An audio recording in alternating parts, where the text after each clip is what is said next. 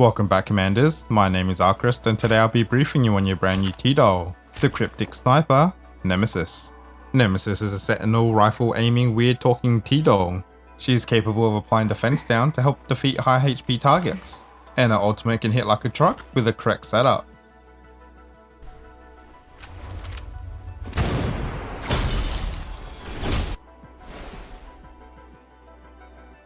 I will mention that in all my guides I will be referring to Confectant's index of skill points, since this is much easier to understand.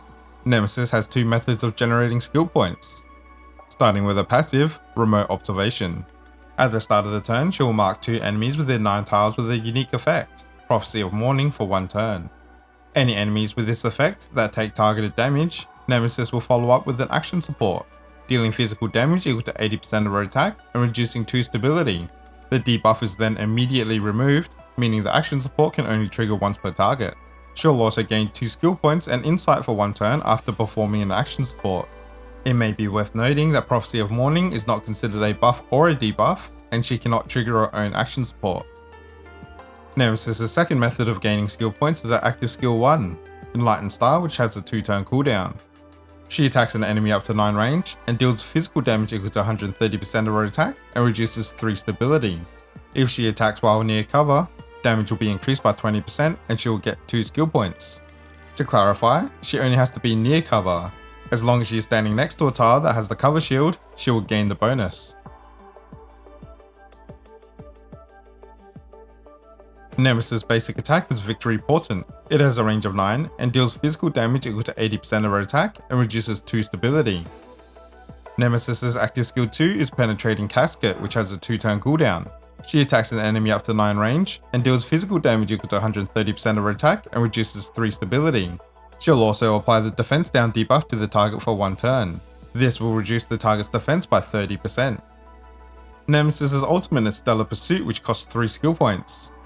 She attacks an enemy up to 9 tiles away, dealing corrosion damage equal to 170% of her attack and reducing 4 stability. For each additional skill point over 3, she will deal an extra 10% damage. When deploying Nemesis onto the field, the key element to playing her is making sure she is positioned in locations that will mark targets with her passive. That can be quite difficult with a limited 4 mobility. Try and use ultimate when she is at max skill points for maximum damage. She does have some conflicting mechanics though. She wants to go first to take advantage of the damage increases from her passive or to apply defense down, but she doesn't want to kill the target because she wants an ally to trigger her support actions for skill points. When it comes to a basic rotation, it will come down to how often she can regain skill points. Assuming she can perform her active skill twice per turn, use active skill 1 on turn 1, and then she can ult on turn 2 with max skill points, use active skill 2 on turn 3, and use ult on turn 4. You can then just repeat this cycle. If more realistically, she can perform her action support once per turn, you won't be able to thread an ult between each skill. So it'll look more like active skill 1, ult, active skill 2, active skill 1, ult, and then repeat. There can be lots of minor alterations based on a skill point generation, but the basic premise is to use ult at max skill points and active skill 2 in high DPS turns. Onto her pros and cons. Her fixed keys add to her utility, giving her the ability to apply defense downs with her action supports and increasing her active skill ranges to 10. Reducing 30% defense is very strong, and excellent in modes like Gunsmoke for other dolls to take advantage of. And once she is at max fortifications, her ult will be a guaranteed crit with enough debuffs. As for her cons, she only moves 4 tiles, which makes her a liability on large maps, as enemies will likely not be in range for her to mark her passive. And without her passive, she won't be able to generate skill points. And even if they are marked, if they die in one shot before she gets a chance to perform an action support, she will just miss out. Her passive works better in boss fights, but then they can only be marked once. Even her active skill 1 requires conditions to fulfill to gain skill points.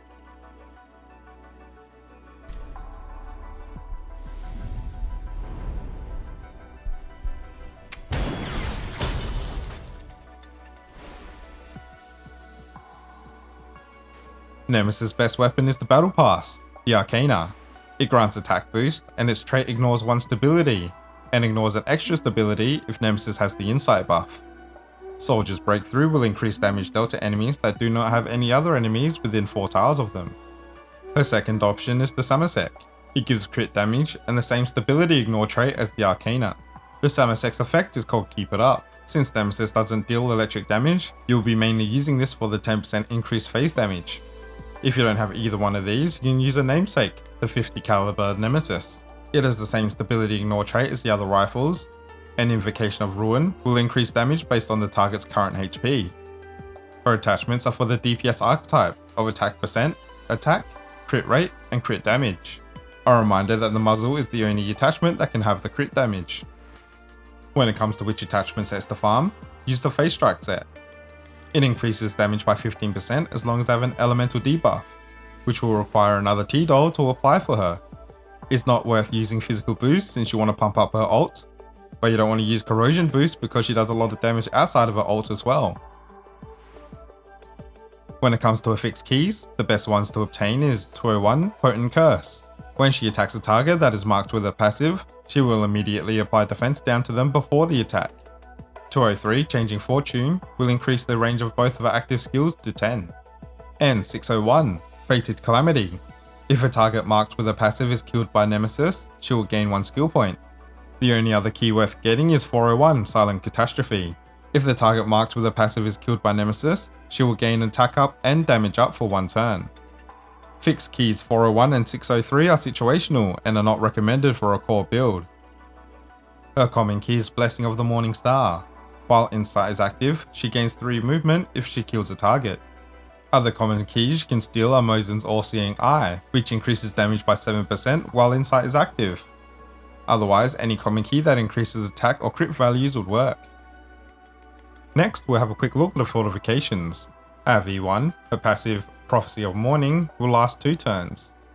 Our V2, her active skill 1 will deal an extra 10% damage to targets marked with a passive. Our V3, her active skill 2 will regain skill points if the target has a defense debuff. Our V4, while she has Insight, damage is increased by 10%. Our V5, while she has Insight, her ultimate will deal another 10% damage. And at V6, the crit rate of her ults will increase by 20% for each debuff the target has, capping at 100% at 5 debuffs.